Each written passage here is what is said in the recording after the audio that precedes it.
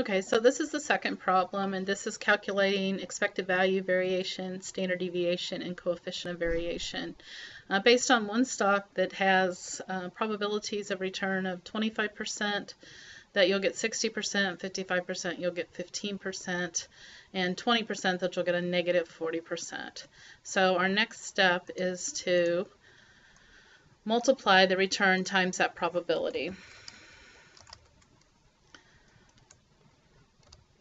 So taking the first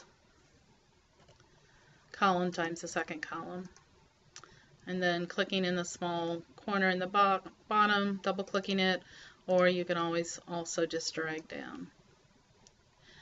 And then we add those together, so we sum them up,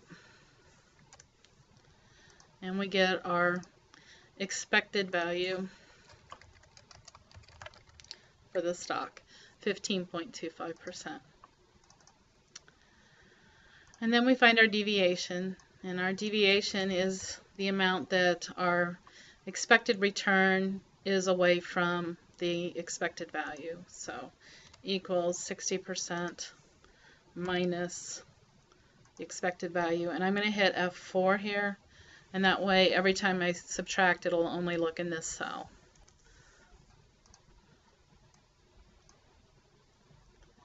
Make it a little wider. Okay, so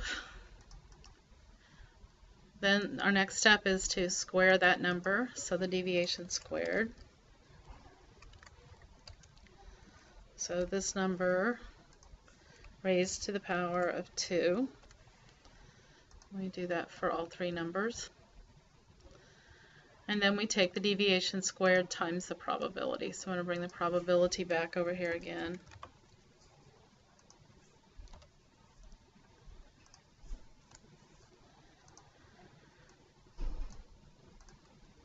And then our last column is where we will find the variation, standard deviation.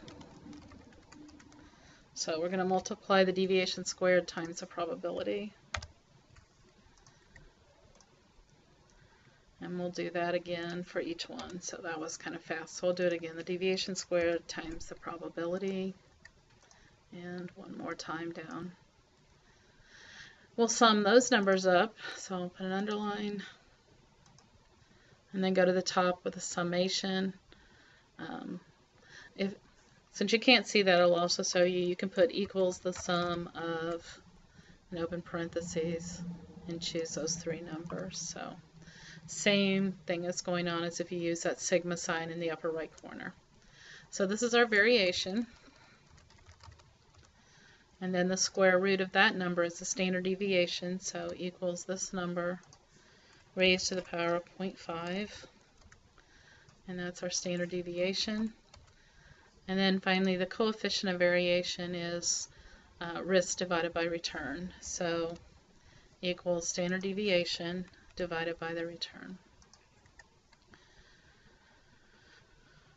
So I'm going to turn these into percentages, might make them make a little more sense. So we have a pretty large amount of risk within this stock. It's got a return of 15% and a standard deviation of 33.33. Not sure if this is cutting off on the screen that I picked up for you guys, but that number is 2.1859. That's it.